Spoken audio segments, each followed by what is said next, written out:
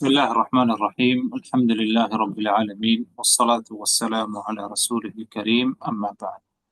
اللہ تبارک و تعالیٰ پر حمد ثنا، اس کے نبی کریم صلی اللہ علیہ وسلم پر بے شمار، بے حد، بے عدد درود السلام کے بعد ہماری گفتگو العقیدۃ الواسطیہ سے متعلق جاری ہے۔ عقیدۃ الواسطیہ متن شیخ الاسلام ابن تیمیہ رحمہ اللہ کی، اور اس متن کی تشریح یا تعلیق، یہ سلسلے وار جو ملاقات اس سے متعلق کیا ہے جاری ہے۔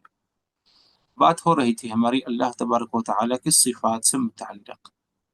آج جس صفت پر بات ہوگی وہ ہے صفت مجیء، صفت المجیء۔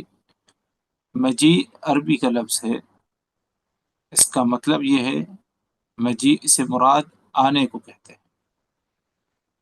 یعنی ہم اپنی دنیاوی زندگی میں آتے جاتے ہیں تو آنے کو عربی زبان میں مجیء کہتے ہیں۔ اللہ تبارک و تعالیٰ کی صفات میں سے ایک صفت مجیء ہے، یعنی اللہ کی ذات آتی ہے، اور اس صفت کا ذکر شیخ الاسلام ابن تیمیہ رحمہ اللہ نے اپنے اس متن عقیدۃ الواسطیہ میں کیا، اور اس کی دلیل بھی بیان کی قرآن مجید کی 4 آیات سے۔ قرآن مجید کی 4 آیات کے ذریعے اس کو ثابت کیا کہ اللہ تبارک و تعالیٰ کی صفات میں سے مجیء اور اتیان، یعنی اللہ کی ذات کیا ہے، آتی ہے۔ پہلی آیت کریمہ ہے رب العزت کا فرمان، هل ينظرون الا ان يأتيهم الله في ظلل من الغمام والملائكة قضي الامر۔ یہ آیت کریمہ اس سلسلے میں وارد ہے کہ کفار مشرکین جو ایمان نہیں لا رہے، ایمان لانے میں تاخیر کر رہے، حالانکہ ان کو ایمان لے آنا چاہیے، کس چیز کا انتظار کر رہے ہیں؟ تو اسی بات پر اللہ تبارک و تعالی نے ان سے سوال پوچھا، هل ينظرون الا ان يأتيهم الله في ظلل من الغمام والملائكة وقضي الامر۔ کیا یہ اس بات کا انتظار کرتے ہیں ان یأتیہم اللہ، کہ اللہ تبارک و تعالی آ جائے، فی ظلل من الغمام، بادلوں کے درمیان سے اللہ تبارک و تعالی آ جائے ان کے درمیان، والملائکۃ، اور فرشتے ان کے پاس آ جائیں، وقضی الامر، اور اس وقت کیا ہے، فیصلہ ہو چکا رہے گا، اس وقت فیصلہ ہو چکا رہے گا۔ یعنی فیصلے سے مراد ادھر قیامت کا دن بھی ہو سکتا ہے، اور فرشتے جب روح قبض کرنے کے لیے آتے ہیں وہ بھی ادھر کیا ہے، مراد ہو سکتا ہے۔ فرشتے روح قبض کرنے کے لیے آتے ہیں، وہ بھی ایک فیصلہ ہوتا ہے انسان کے حق میں، کہ اب اس کے حق میں فیصلہ ہو گیا کہ اس دنیا سے اب اسے کیا ہے، رخصت ہونا ہے۔ تو رب العزت کا یہ فرمان کہ هل ينظرون، کیا یہ اس بات کا انتظار کر رہے ہیں، الا ان یأتیہم اللہ فی ظلل من الغمام، کہ اللہ تبارک و تعالی ان کے درمیان، کیا یہ اس بات کا انتظار کر رہے ہیں کہ اللہ تبارک و تعالی ان کے درمیان بادلوں کے سائے میں آئے اور فرشتے ان کے درمیان آ جائیں، حالانکہ اس وقت کیا ہے، اللہ تبارک و تعالی کی طرف سے کیا ہے، فیصلہ ہو چکا رہے گا۔ اگلی آیت بھی اسی آیت کریمہ سے یعنی معنی اور مفہوم میں قریب ہے، اور یہ آیت ہے رب العزت کا فرمان، هل ينظرون الا ان تأتيهم الملائكة او يأتي ربك او يأتي بعض آیات ربك۔ یہ ایمان کیوں نہیں لاتے، ایمان لانے میں کیوں تاخیر کر رہے ہیں؟ ان کے درمیان نبی، رسالت اور نبوت، میرا پیغام لے کر کے پہنچا، نبی کی نبوت کی تائید معجزات کے ذریعے ہوئی، ہر چیز واضح ہے، تب بھی یہ ایمان نہیں لا رہے۔ ایمان کیوں نہیں لاتے؟ هل ينظرون، کیا یہ اس بات کا انتظار کر رہے ہیں، الا ان تأتیہم الملائکہ، کہ فرشتے ان پر نازل ہوں روح قبض کرنے کے لیے، او یأتی ربک، یا رب ان کے پاس آ جائے، او یأتی ربک، یأتی اتیان سے ہے، آنے کو کہتے ہیں یأتی، او یأتی ربک، یا رب ان کے پاس آ جائے، او یأتی بعض آیات ربک، یا کہ یہ اس بات کا انتظار کرتے ہیں کہ تمہارے رب کی طرف سے آیات آ جائیں۔ آیات سے مراد ادھر قیامت کی نشانیاں ہیں، اور خاص طور پر قیامت کی جو بڑی نشانی ہے، جسے ہم جانتے ہیں کہ سورج مشرق سے نہیں بلکہ مغرب کی طرف سے نکل آئے گا، سورج مشرق نہیں بلکہ مغرب کی جانب سے نکل آئے گا، اور جانتے ہیں کہ اگر سورج مشرق کے بجائے مغرب کی جانب سے نکل آئے تو جیسے کہ حدیث میں آتا ہے کہ اس وقت اللہ تبارک و تعالی توبہ کرنے والے کی توبہ کو کیا ہے، قبول نہیں کرے گا۔ تو اس آیت کریمہ میں گویا کہ گویا کہ اللہ تبارک و تعالی نے یہ فرمایا کہ یہ ایمان کیوں نہیں لا رہے، کیا یہ ان تینوں حالات کا یا ان تینوں معاملات کا یا ان تینوں میں سے کسی ایک کا انتظار کر رہے ہیں کیا؟ حالانکہ یہ تین بات اگر واقع ہو جائے یا ان تینوں میں سے کوئی ایک بھی بات واقع ہو جائے تو ان کا ایمان لانا، ان کا توبہ کرنا کیا ہے، کوئی فائدہ نہیں۔ پہلی چیز کیا تھی، ان تأتیہم الملائکہ، کہ فرشتے ان کے پاس آ جائیں۔ اور فرشتے کب آتے ہیں، کس لیے آتے ہیں انسان کے پاس؟ روح قبض کرنے کے لیے آتے ہیں۔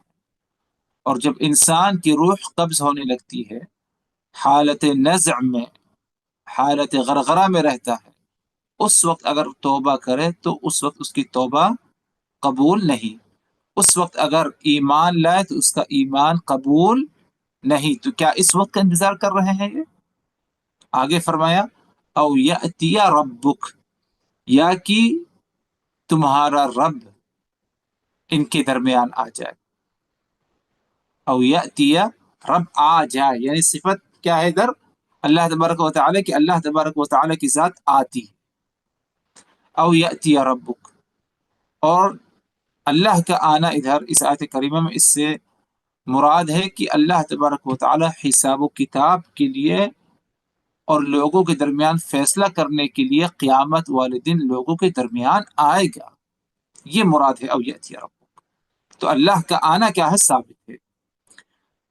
اور اس وقت جب اللہ تبارک و تعالی آئے گا لوگوں کے درمیان فیصلہ کرنے کے لیے، اس وقت اگر کوئی عمل کرنا چاہے گا، عمل کر بھی لے گا تو وہ عمل قبول نہیں، کیونکہ وہ دن عمل کا دن نہیں ہوگا بلکہ وہ دن بدلہ دینے کا دن ہوگا، وہ یوم العمل نہیں بلکہ یوم الجزا ہے، قیامت کا دن۔ تیسری بات جو اس آیت کریمہ میں اس کا ذکر ہے، او یأتی بعض آیات ربک، یا کہ اللہ تبارک و تعالی کی بعض آیات یعنی قیامت کی نشانیاں آ جائیں۔ اور قیامت کی کون سی نشانی ادھر مراد ہے، جیسے کہ صحیح بخاری صحیح مسلم کی روایت سے رسول اللہ صلی اللہ علیہ وسلم نے اس کی وضاحت کی کہ اس نشانی سے مراد سورج کا مغرب کی جانب سے نکلنا، نہ کہ مشرق کی جانب سے۔ آج ہم جانتے ہیں کہ سورج نکلتا کہاں سے، مشرق سے، لیکن ایک زمانہ ایسا آئے گا، ایک وقت ایسا آئے گا کہ سورج مشرق کے بجائے مغرب سے نکلے گا، اور جب مغرب سے سورج نکلے گا تو وہ قیامت کی آنے کی بڑی نشانی ہے، اور اس وقت اگر کوئی توبہ کرے گا یا ایمان لائے گا تو اس کی نہ تو توبہ قبول ہوگی اور نہ ہی کیا ہے اس کا ایمان کیا ہے، قبول ہوگا۔ تو اہل کفر جو ایمان نہیں لا رہے ہیں، ایمان نہیں لاتے، دلائل واضح ہونے کے بعد بھی اور رسول کا پیغام ان کے درمیان پہنچنے کے باوجود نہیں ایمان لاتے، تو وہ کس بات کا انتظار کرتے ہیں؟ انہیں کسی چیز کا انتظار نہیں کرنا چاہیے، کیونکہ یہ تین میں سے اگر کوئی بھی ایک معاملہ پیش آ جائے تو ان کا اس وقت ایمان لانا کیا ہے، کوئی فائدہ نہیں ہوگا۔ تو اس آیت کریمہ سے بھی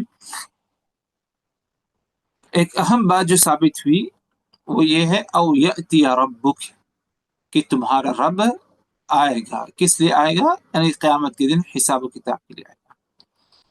ایک تیسری آیت جس کے ذریعے شیخ الاسلام ابن تیمیہ نے اس صفت کو، یعنی اللہ کا آنا، اس صفت کو ثابت کیا ہے. رب العزت کا فرمان کلا اذا دکت الارض دکا دکا وجاء ربک والملک صفا صفا. ادھر بھی قیامت کی طرف اشارہ ہے کہ اذا دکت الارض دکا دکا، زمین کو کوٹ کوٹ کر ختم کر دیا جائے گا. یعنی زمین کے حصے کو آپس میں ٹکرا دیا جائے گا، اسے کوٹ کوٹ کر کے زمین کو ختم کر دیا جائے گا. اور یہ کب ہوگا؟ روز قیامت. یعنی قرآن مجید میں اس زمین پر کیا ماحول ہوگا، قرآن میں اس کا ذکر ہے. وَإِذَا الْجِبَالُ سُيِّرَتْ، یہ پہاڑ چلنے لگیں گے. اور وَإِذَا الْبِحَارُ سُجِّرَتْ، کہ اس سمندر میں آگ بھڑکا دی جائے گی. سوچی سمندر کتنا بڑا ہے. آج کوئی تصور کر سکتا ہے کہ پورے سمندر میں آگ لگ سکتی ہے؟ نہیں تصور کر سکتے، کیونکہ پانی آگ پر کیا غالب ہو. لیکن قیامت کے دن اس سمندر میں کیا ہے، پوری آگ بھڑکا دی جائے گی، آگ لگ جائے گی. تو اذا دکت الارض دکا دکا، قیامت کے مناظر میں سے ایک منظر ہے کہ اس زمین کو کوٹ کوٹ کر ختم کر دیا جائے گا.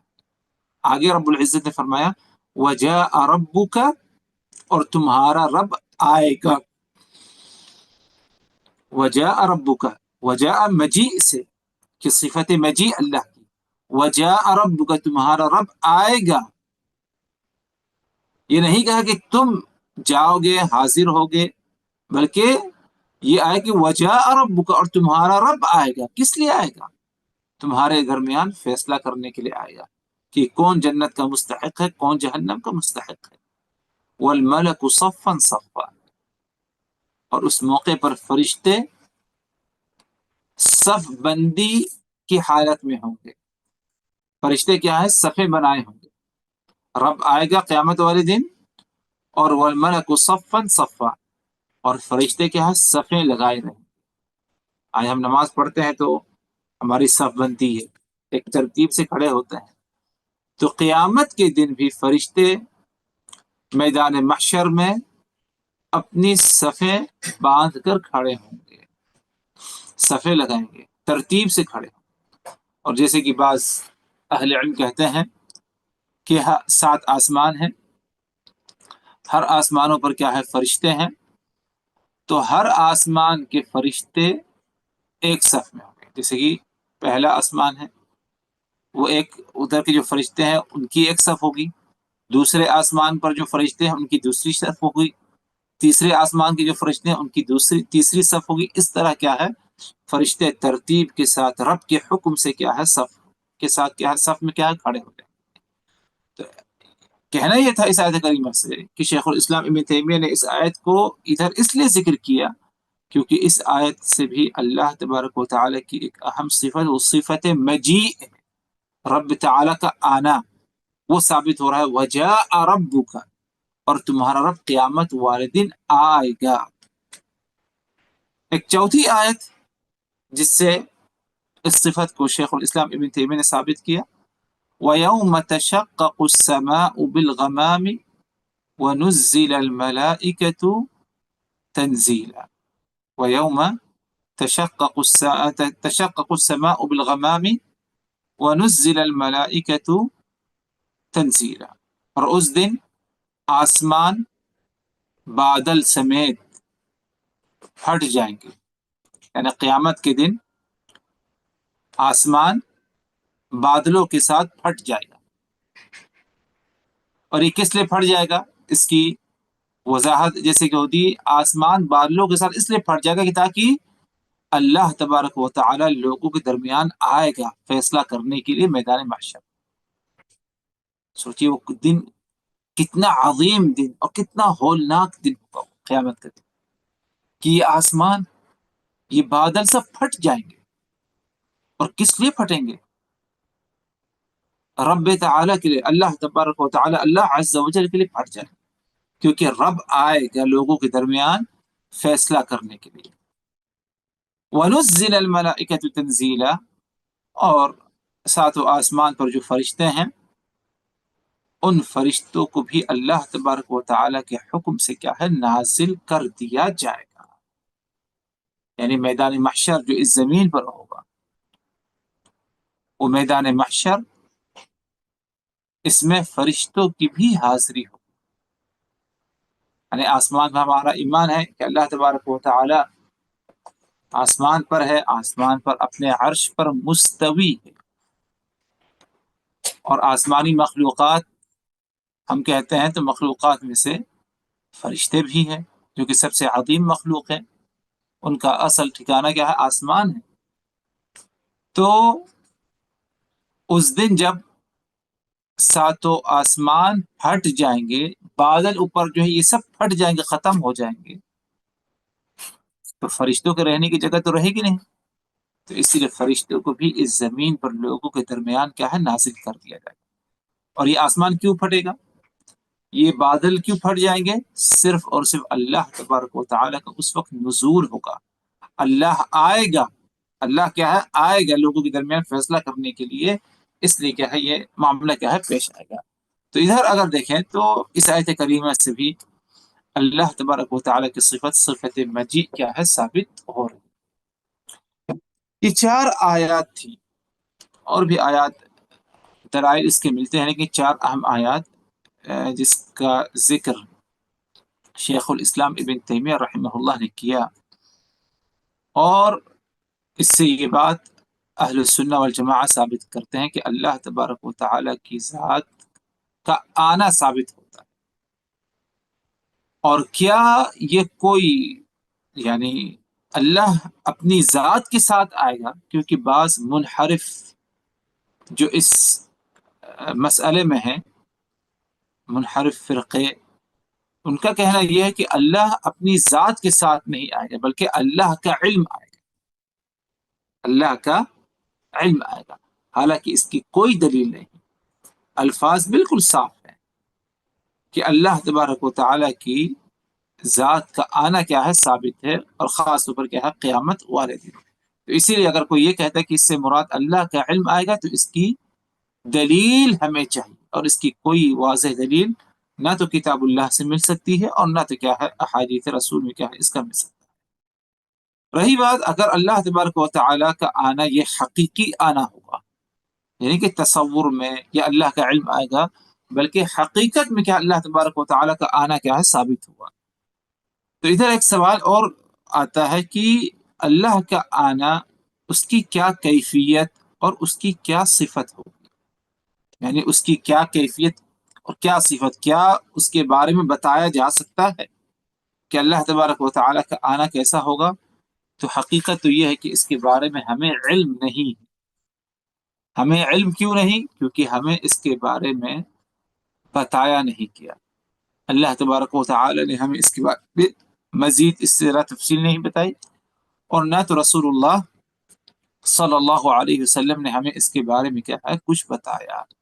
لیکن اتنا ضرور ہے کہ اللہ کا آنا کیا ہے حقیقی آنا ہے، نہ کہ جیسے کہ بعض نے کہا کہ آنے سے مراد ادھر اللہ کا علم یا کچھ اور معاملہ ہے، بلکہ اللہ تبارک و تعالی کا آنا کیا ہے حقیقی کیا ہے آنا ہے، اور اس پر کیا ہے ہمارا ایمان اور ہمارا یقین ہونا چاہیے۔ اور جہاں تک معاملہ کیفیت اور آنے کا کیا معاملہ کس طریقے سے آئے گا اللہ تبارک و تعالیٰ کا آنا، تو اس کے بارے میں تفصیلات ہمیں کیا ہے نہیں بتائی گئی، کیونکہ ہم نے اللہ تبارک و تعالیٰ کو دیکھا نہیں، اور اللہ کی ذات پر ہم جس طرح ایمان رکھتے ہیں تو ایمان کا تقاضا یہ ہے کہ اللہ کی ذات ہے، اور جب ذات باری تعالیٰ ہے تو اس ذات باری تعالیٰ کی صفات بھی ہوں گی، کیونکہ کوئی بھی ذات اگر دیکھا جائے، انسانوں کی ذات ہے، فرشتوں کی ذات ہے، حیوانات جانوروں کی ذات ہے، وہ بغیر صفت کے نہیں ہوتی۔ انسان کے اندر صفات ہے، فرشتوں میں صفات ہے، تو خالق کی ذات ہے، ہمارا اس پر ایمان ہے، اللہ کے وجود پر ایمان ہے۔ یعنی ہم کہتے ہیں کہ ایمان باللہ، تو ایمان باللہ اللہ پر ایمان رکھنا، اس میں سب سے اول درجے پر یہ کہ اللہ کے وجود پر ایمان، کیونکہ جانتے ہیں آج ایک بہت بڑی جماعت ہے جو کہ اللہ کے وجود کو تسلیم نہیں کرتی، بولتے کوئی نہیں ہے خالق، کوئی نہیں نظر نہیں آتا، نعوذ باللہ طرح طرح قسم کے فلسفہ اور جو ہے باتیں ان کے طرف سے پائی جاتی ہیں، تو وہ اللہ کے وجود کے منکر ہے والعیاذ باللہ، حالانکہ یہ الحاد ہے اور بہت بڑی گمراہی ہے۔ تو اگر ہم اللہ کے وجود کا اقرار کرتے ہیں کہ اللہ کی ذات موجود ہے، الحمدللہ ہم سب اس کا اقرار کرتے ہیں، تو ظاہر سی بات ہے اللہ کی ذات ہے، اور یہ ذات کیا ہے؟ صفات سے متصف ہے، اور اللہ تبارک و تعالیٰ کی جو صفات ہے وہ اعلیٰ درجے کی صفات ہے، اور صفات باری تعالیٰ میں سے ایک صفت یہ ہے جیسے کہ اس کا آج ذکر ہوا، مجیء اور اتیان، یعنی اللہ کا آنا، اور اللہ کا یہ آنا حقیقی آنا ہوگا، نہ کہ جیسے کہ بعض نے کہا کہ اللہ کے آنے سے مراد ادھر اللہ کا علم ہے، اس طرح کا معاملہ نہیں، کیونکہ نصوص اس بارے میں بالکل صراحت کے ساتھ ہے کہ اللہ تبارک و تعالیٰ کی ذات کا جو آنا ہے وہ حقیقی کیا ہے؟ آنا ہوگا لوگوں کے درمیان کیا ہے؟ فیصلہ کرنے کے لیے، خاص طور پر جیسے کہ ذکر ہوا روز قیامت۔ رہی بات اگر ہم اس صفت مجیء اور صفت اتیان کو ثابت کر رہے ہیں کہ اللہ کا آنا یہ ثابت ہے کتاب اللہ سنت رسول سے، تو اس سے ہمیں کیا سبق ملتا ہے؟ سب سے اہم سبق ہمیں یہ ملتا ہے کہ ہم اللہ تبارک و تعالیٰ کی ذات کو، خالق کو، اس کو اس صفت کے ذریعے پہچانیں۔ جب ہمارا یہ ایمان ہوگا، اس پر یقین ہوگا کہ اللہ کی ذات آئے گی، اللہ کا آنا ثابت ہے، اور کس لیے اللہ کے تبارک و تعالیٰ آئے گا؟ آنا اس کا کیوں ثابت ہے؟ تاکہ ہمارے درمیان کیا ہے؟ فیصلہ فرمائے، جنت کا یا جہنم کا۔ تو ان باتوں پر جب بندہ ایمان رکھے گا تو ظاہر سی بات ہے، یعنی اس کے اندر خوف پایا جائے گا۔ کس سے خوف؟ اللہ تبارک و تعالیٰ سے خوف، اور اس کے اندر امید پائی جائے گی۔ کس سے امید؟ اللہ تبارک و تعالیٰ کی ذات سے امید پائی جائے گی۔ خوف اس بات پر کہ اللہ تبارک و تعالیٰ جب فیصلہ کرنے کے لیے ہمارے درمیان قیامت والے دن آئے گا، اس دن اللہ فیصلہ کر کے رہے گا، کیا فیصلہ ہوگا؟ اس پر انسان کو کیا ہے؟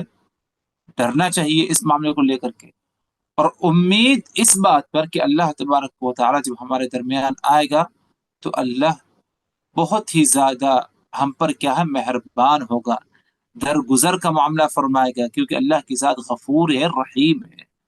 تو اس صفت کا ذکر کرنا اور اس پر غور و فکر کیا جائے، اس سے سب سے اہم فائدہ یہی ہے کہ ہم اس عظیم مشہد اور اس عظیم منظر اور اس عظیم جو معاملہ پیش آئے گا، اللہ کا آنا قیامت والے دن، لوگوں کے درمیان فیصلہ کرنا، یہ ہمارے تصور میں برابر رہے تو انسان کیا ہے؟ یعنی برائیوں سے بچے گا، منکرات سے بچے گا، اور اللہ تبارک و تعالیٰ کی اطاعت اور فرما برداری کیا ہے؟ برابر کیا ہے؟ کرنے کی کوشش کرے گا۔ اسی پر ہم اکتفا کرتے ہیں۔ اللہ تبارک و تعالیٰ سے دعا کی ہم نے جو کچھ کہا سنا، ان باتوں کو اچھی طرح سمجھنے کی، یاد رکھنے کی، عمل کرنے کی، دوسروں تک پہنچانے کی ہمیں توفیق دے۔ وآخر دعوانا ان الحمد للہ رب العالمین۔